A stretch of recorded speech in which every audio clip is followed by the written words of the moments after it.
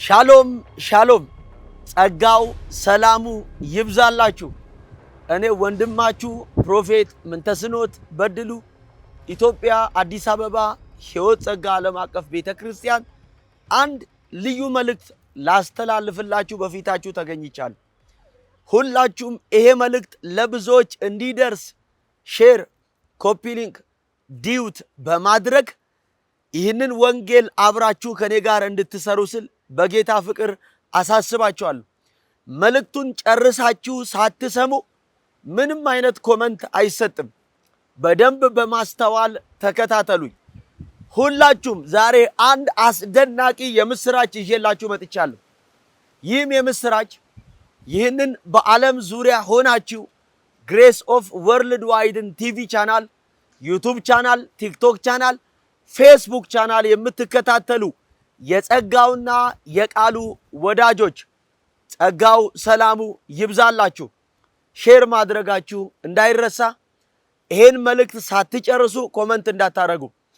ለብዙዎች ለወረኞች ለተሳዳቢዎች ቶሎ ሼር ሼር ሼር ሼር ሼር ይደረግ። ፈጥናችሁ አንድ የሚያስደንቅ መልእክት ከእግዚአብሔር ቃል ውስጥ መንፈስ ቅዱስ በልቤ ላይ ያከበደውን መልእክት ነግራችሁና አብረን የምንጸልይ ይሆናል። ዛሬ እንዲህ በሚል መልእክት አስተላልፍላችኋለሁ። በእናንተ የጀመረው የእግዚአብሔር ሥራ በእናንተ ይጨረሳል። ባንቺ የጀመረው ወንድሜ፣ ባንተ የጀመረው በእናንተ የጀመረው የእግዚአብሔር ሥራ በእናንተ ይጨረሳል። ስለዚህ እህቴ፣ ወንድሞች በየትኛውም አይነት ሰልፍ ውስጥ፣ በየትኛውም አይነት ተጽዕኖ ውስጥ፣ በየትኛውም አይነት ዋጋ መክፈል ውስጥ፣ በየትኛውም አይነት ጭንቀት ውስጥ፣ እርስ በርስ ውስጥ፣ ውጊያ ውስጥ፣ ጦርነት ውስጥ ላላችሁ ለጸጋውና ለቃሉ ወዳጆች መልእክት አለኝ። ዛሬ የአባቶቼ አምላክ እግዚአብሔር እንዲህ ይላችኋል።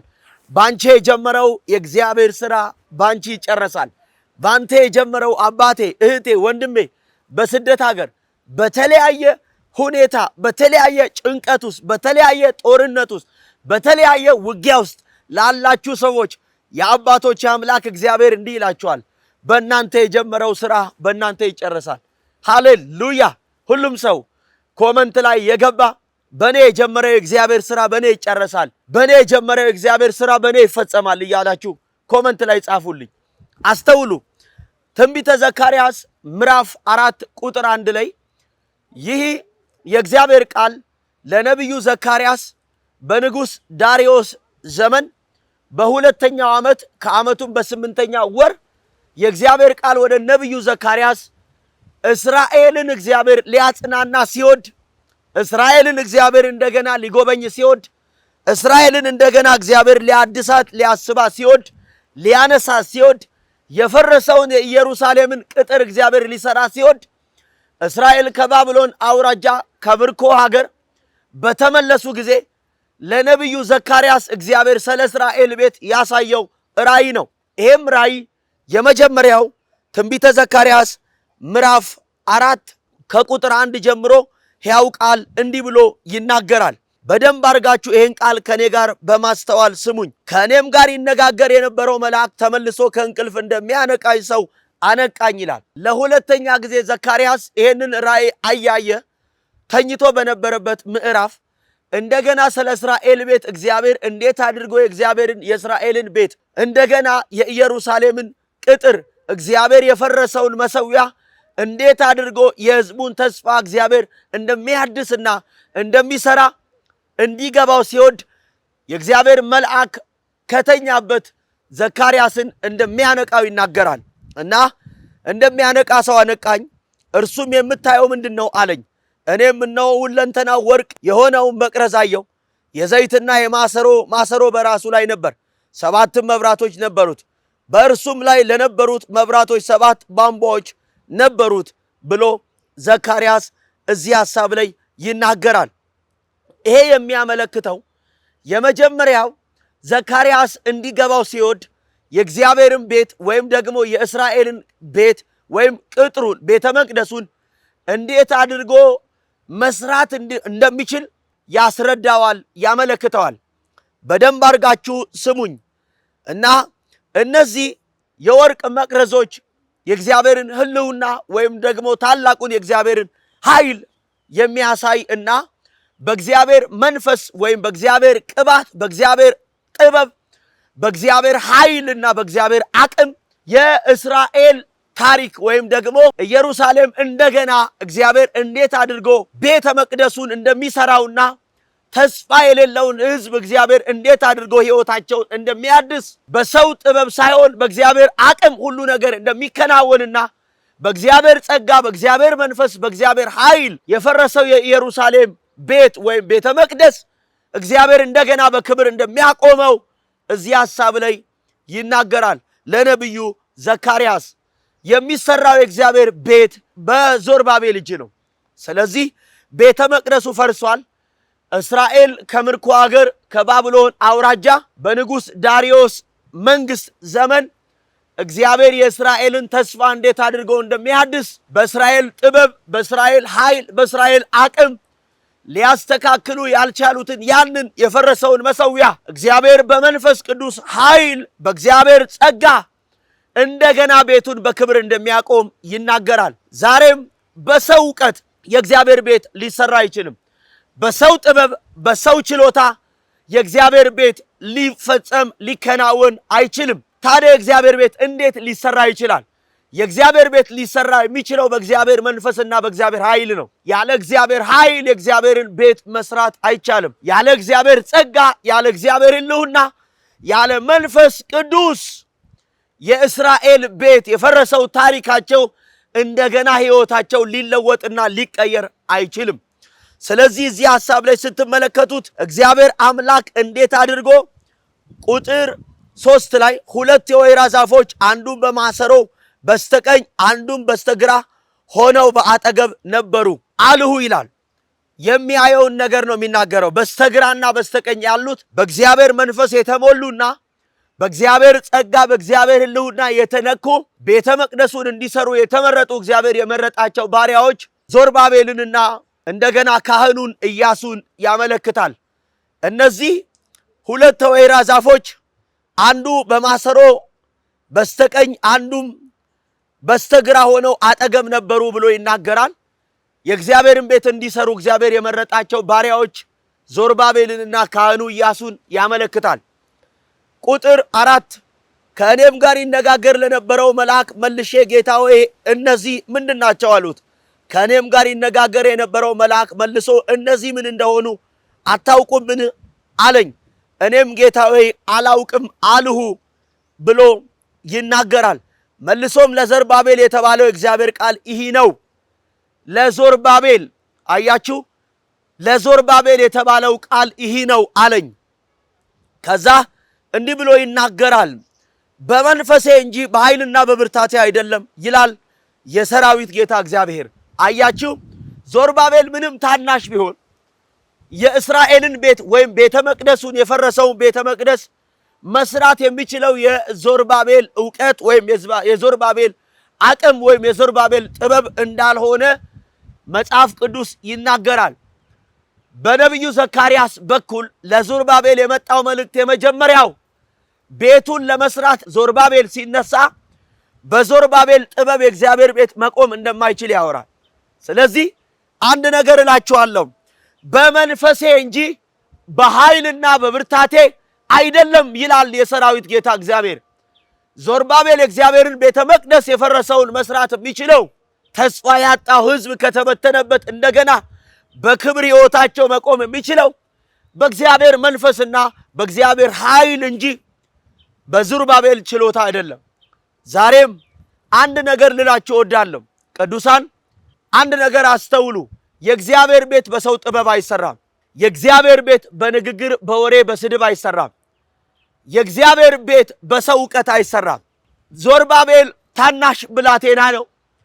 የዞርባቤል ዕውቀት የፈረሰውን የእስራኤልን ወይም የኢየሩሳሌምን ቤተ መቅደስ እንደገና ማቆም አይችልም።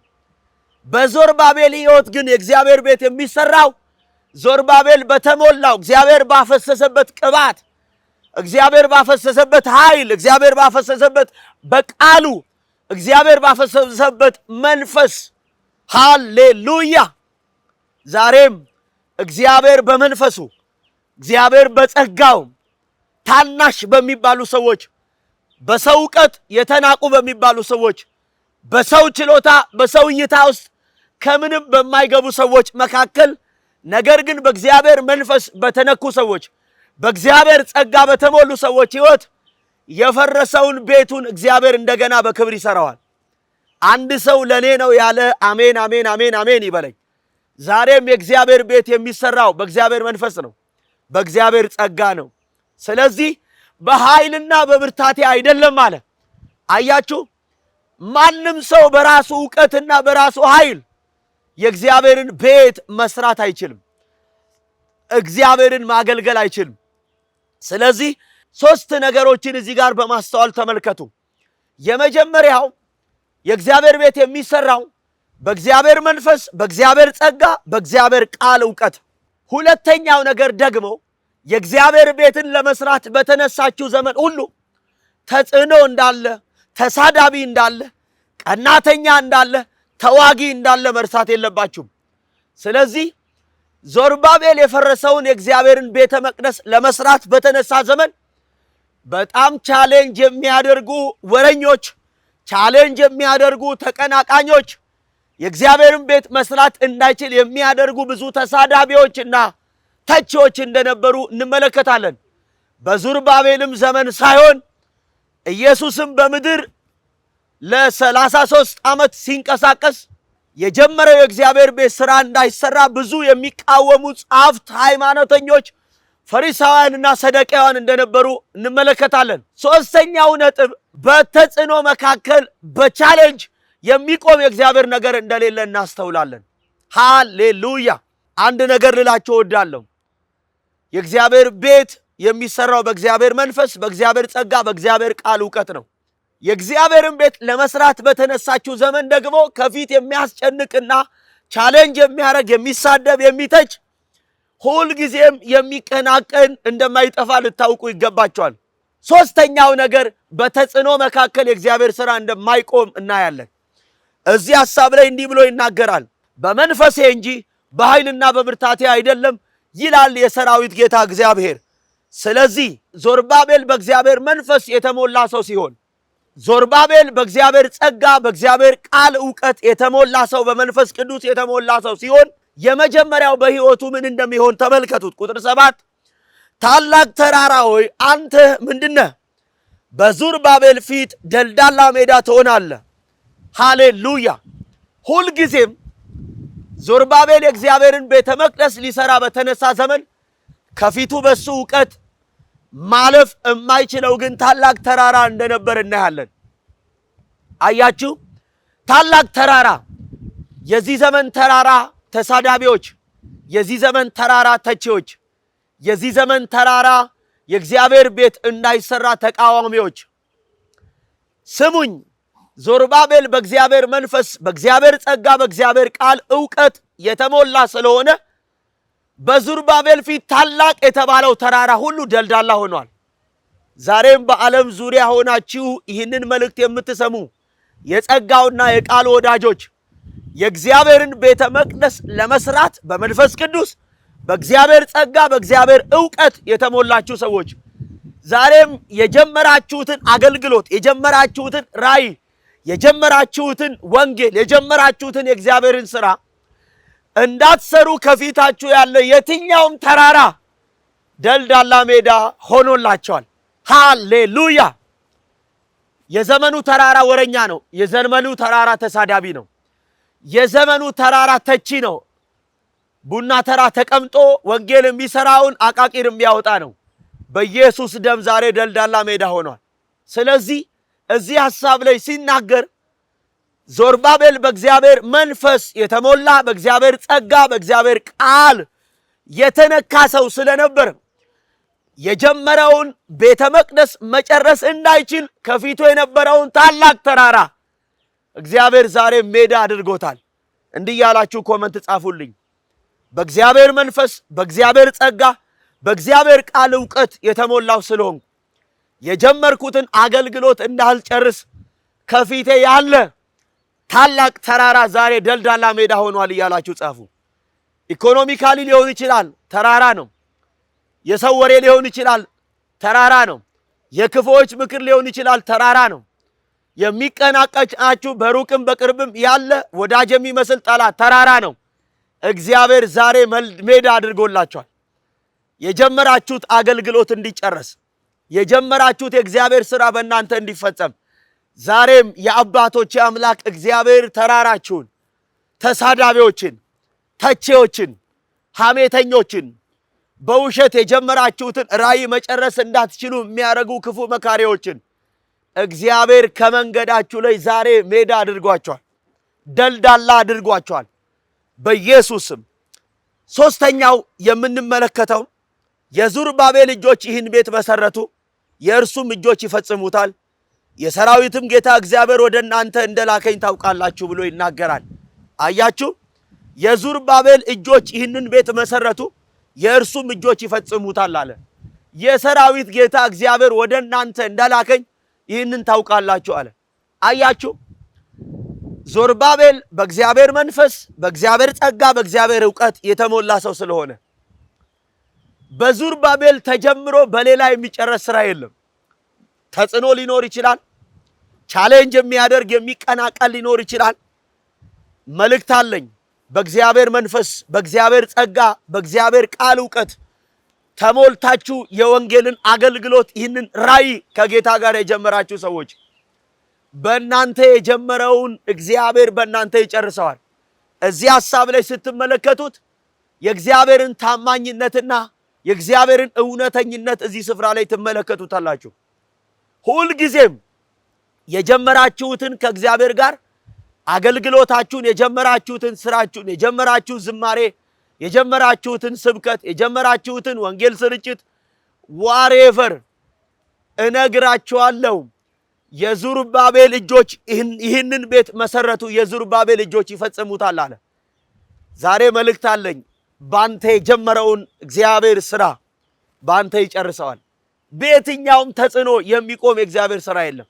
በየትኛውም ወሬ፣ በየትኛውም አይነት በሕይወታችሁ በሚነሳ ማዕበል፣ በየትኛውም በሕይወታችሁ በሚመከር ክፉ ምክር የሚቆም የእግዚአብሔር ነገር የለም። ሁላችሁም ኮመንት ላይ የገባችሁ በእኔ የጀመረውን የወንጌል ሥራ እግዚአብሔር በእኔ ይጨርሰዋል፣ በእኔ የጀመረውን እግዚአብሔር አገልግሎት በእኔ ይፈጽመዋል እያላችሁ ጻፉ። ሃሌሉያ! እግዚአብሔር እንዲህ ይላችኋል፣ በእናንተ የጀመረው የእግዚአብሔር ሥራ በእናንተ ይጨረሳል። በወረኞች አይቆምም፣ በሐሜተኞች አይቆምም፣ በተቺዎች አይቆምም፣ በአስመሳዮች አይቆምም። በክፋት የጀመራችሁትን የእግዚአብሔርን ሥራ ለማበላሸት በሚነሱ ተቃዋሚዎች እነግራችኋለሁ፣ እግዚአብሔር ሥራ አሜን አይቋረጥም። ሃሌሉያ! ሁላችሁም ሼር እያደረጋችሁ አድርሱልኝ ለወረኞች። የአባቶች አምላክ እግዚአብሔር ባንተ የጀመረውን የወንጌል ሥራ ባንተ ይጨርሰዋል። ባንቺ የጀመረውን ተጽዕኖ ሊኖር ይችላል። አዎ፣ በኢየሱስ ስም ባንተ ይጨርሳል። ተመልከቱት። ሁልጊዜም የእግዚአብሔር ሥራ በእናንተ ሲጀመር የሚቃወማችሁ ሊኖር ይችላል። በደንብ አድርጋችሁ አስተውላችሁ ስሙኝ።